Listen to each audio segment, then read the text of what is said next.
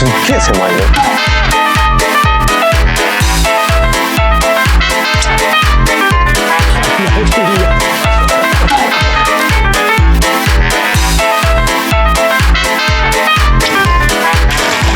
右側のね、排水口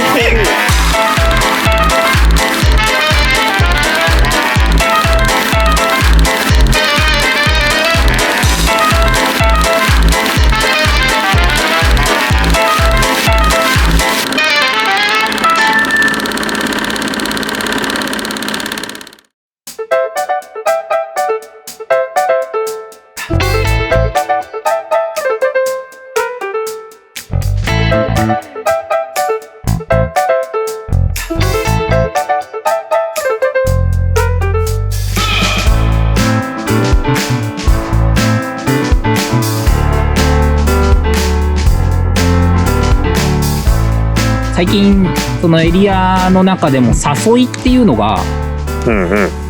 こう重要になってきてるかなっていうところで、特に福田さんには今日スプーンでの誘いをちょっとですね教えていただきたくて。外目さん知りたくないですか？いや俺めっちゃ知りたいんですよ。よく言う。福田さんの誘い、一世を風靡したあれでしょ、福田巻き。よく言う。そうなんです。その福田巻きなんですよ。だってもう本当にみんな真似してったじゃないですか。そう。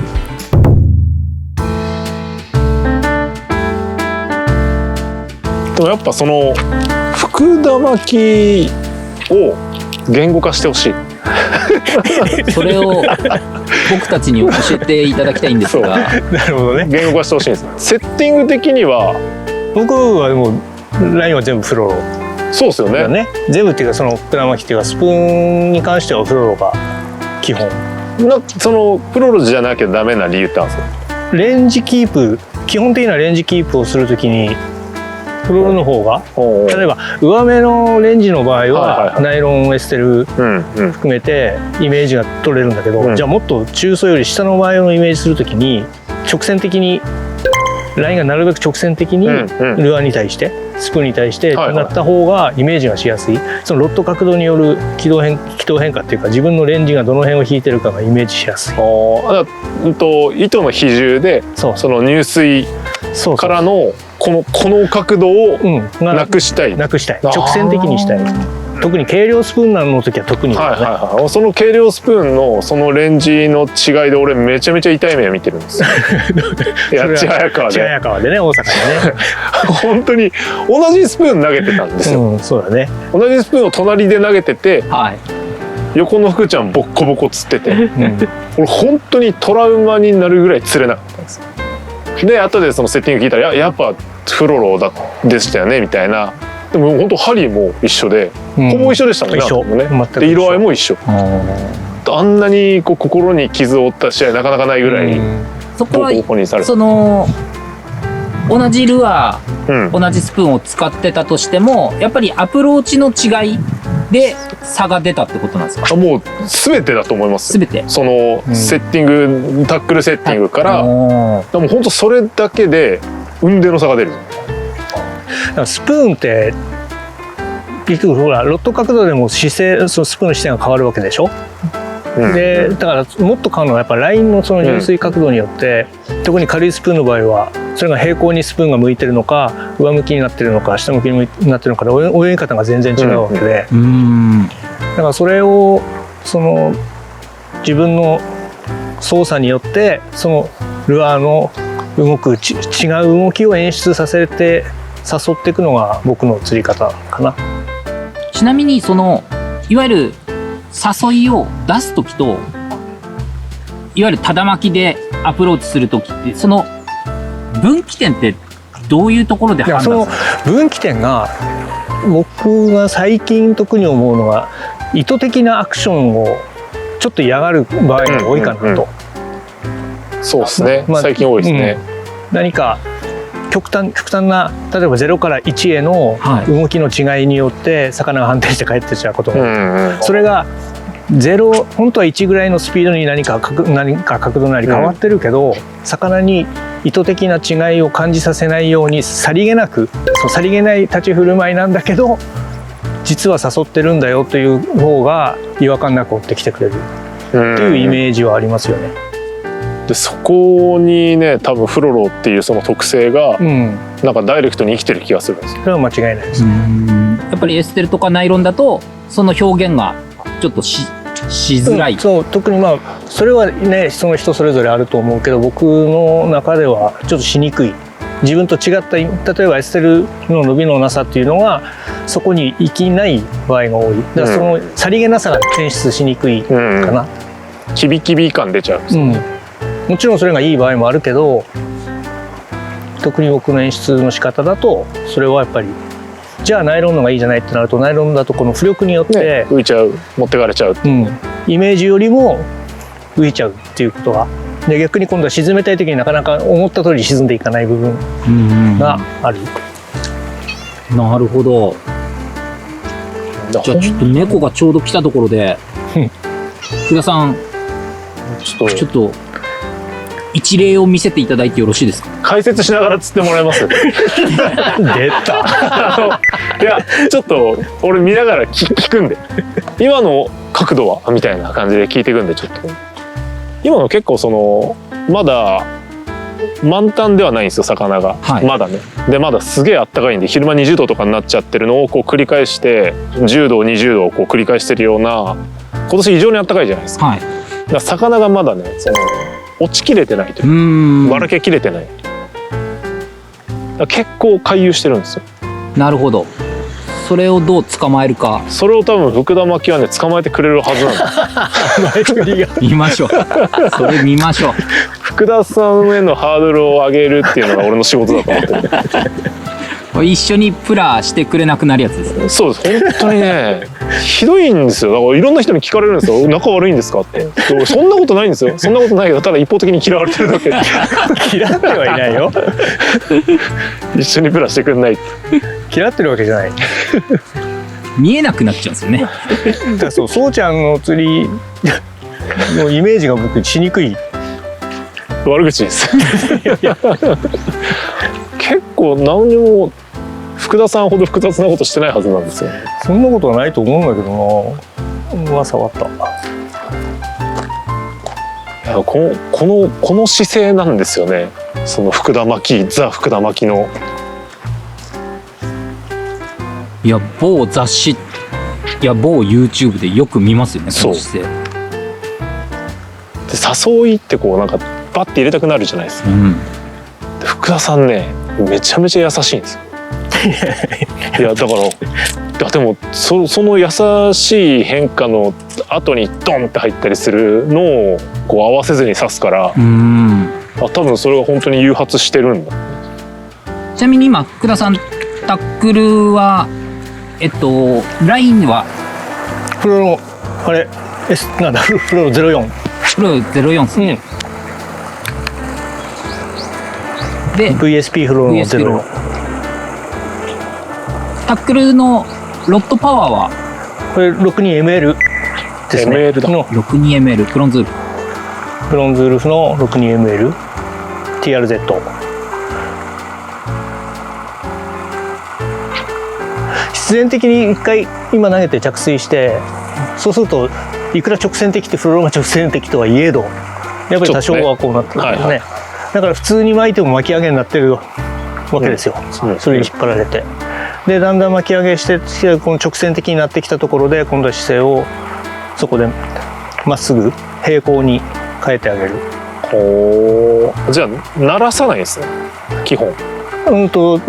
こまで大きくはならさない。もう最初の巻き上げをもうそれを利用して巻き上げていく感じで、そこから巻き上がってってそこから今度はまっすぐの姿勢なんでしょ。でまっすぐの姿勢から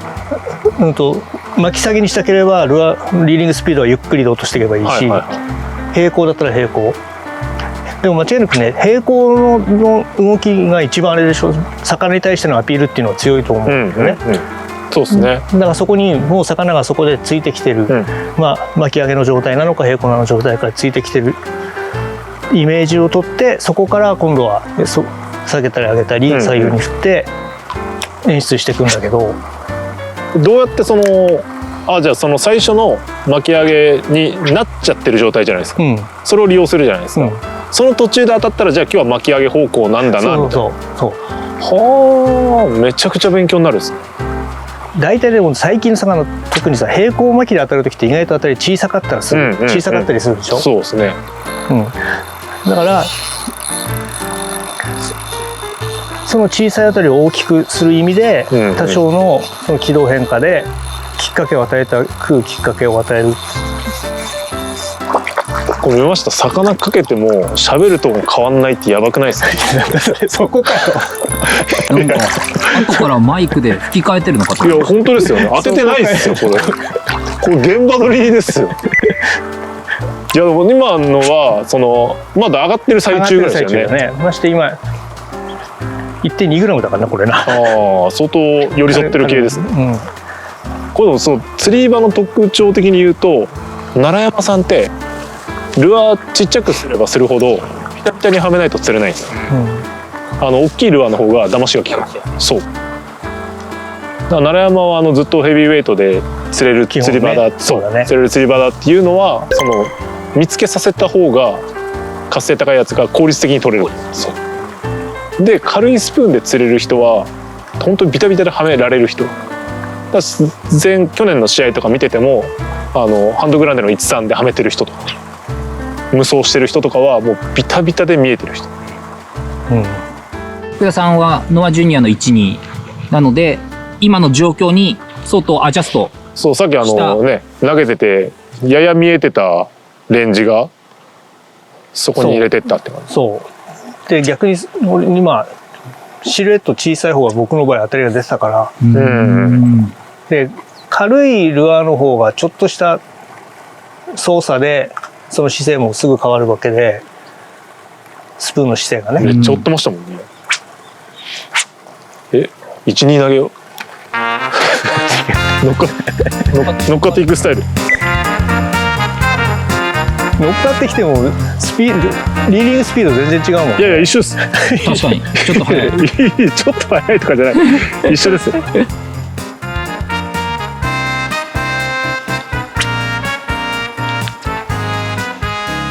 久しぶりですよ。俺奈良山で 1.2 グラムだけで。ボトムまで取ってます？一回取ってやってみたけど結構下目ですよね。さっきも当たってたの下だったもんね。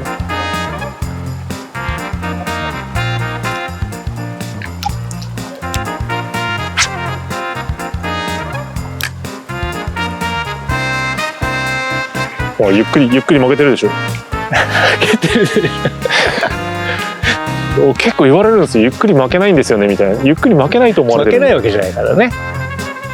確かに巻いてるイメージがあんまりないでしょ。負けないわけじゃない。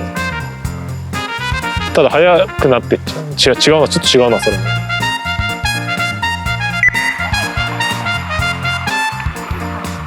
今やってるイメージとすると一回着底してるのは下目の管巻き中層から下目で狙ってます。一回着底させて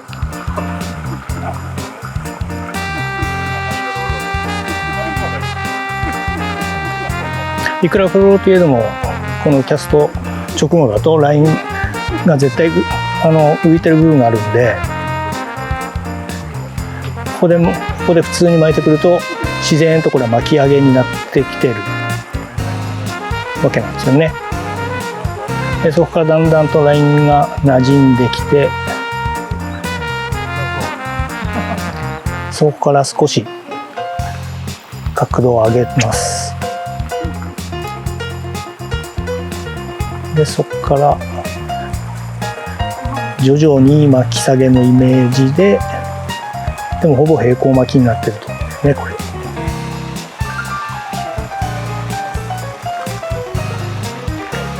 でそこから手前の駆け上がりを舐めるように巻き上げてくる。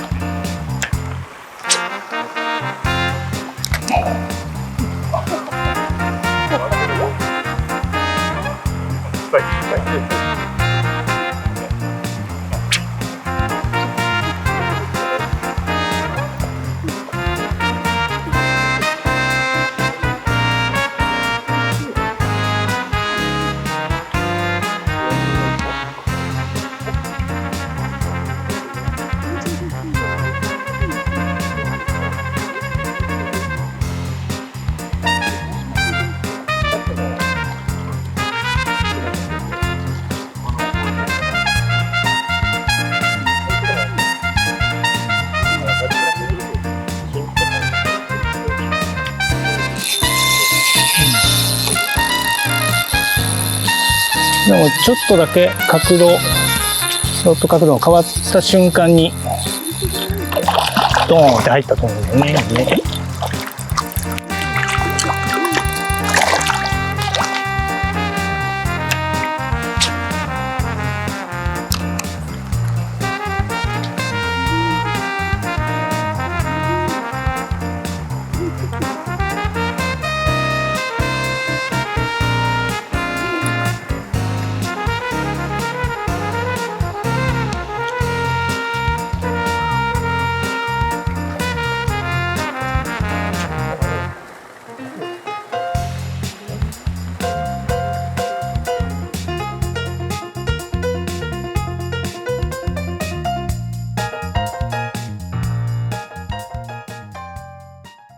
福田さんが角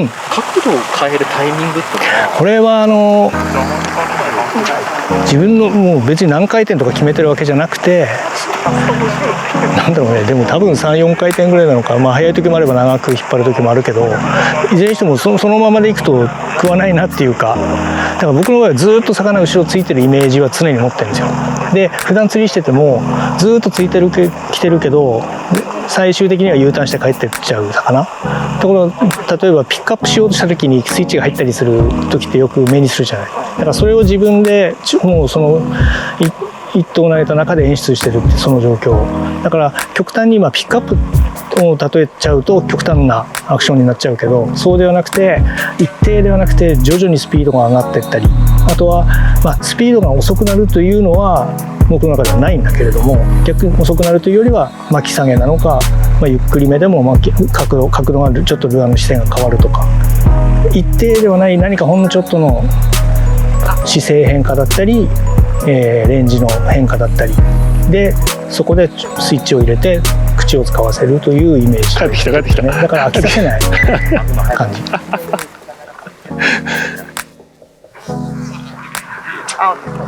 飛ぶな。本当の微妙な変化で食う時もあれば、ある程度大きい姿勢変化の方が食べることもあるんだけれども、ただ最近の傾向でいくと極端な変化は嫌うかなと。だから微妙な変化、スピードにしても、だからリーディングスピードも途中でほんの少し速くしたり遅くしたりっていうのは、だから本来は一定スピード一定レンジをキープするのが基本だけれども、それをあえて何かしらをずらす。でその中で当たりを出していく。だから不思議なのはね、必ずしも例えばそこから巻き上がった時に食うとも限らない。何かしらの姿勢変化した時に食べてくるパターンが多い。結局そのアイテムを変えて一匹を絞り出すっていうのも一つの戦略だと思うんだけど、ある程度当たりが出てるカラーなりのルアーがもし当たりが出てるのであれば、そこでその巻き方を変えることで違う演出ができるわけですよ。だからそれで口を使わせるっていうのも一つの戦法なわけで、僕の場合はそれが得意とするところだから、ずっと一つのルアーで長い時間食わせられる強みというのはありますよね。でもこの釣り方っていうか、この考え方に至った最初のきっかけっていうのは、本当に昔々始まった頃に松本さんに一言言われた、その一言がキーワードですからね。結局ね、その放流取ってて、ルアーをすぐ即座にチェンジしたわけ、当たりが遠のいてちっちゃくなってチェンジしたんだけど、一言横で松本さんが「まだまだそのルアーでやれることありますよね」って言われて、確かに隣で松本さんは同じ1個のルアーでずっと釣ってて、そうなのかって思って、そこからいろいろ考えてそのスプーンを巻くようになって、そこからだもんな。それで最終的にこういう釣り方になってったっていうのは、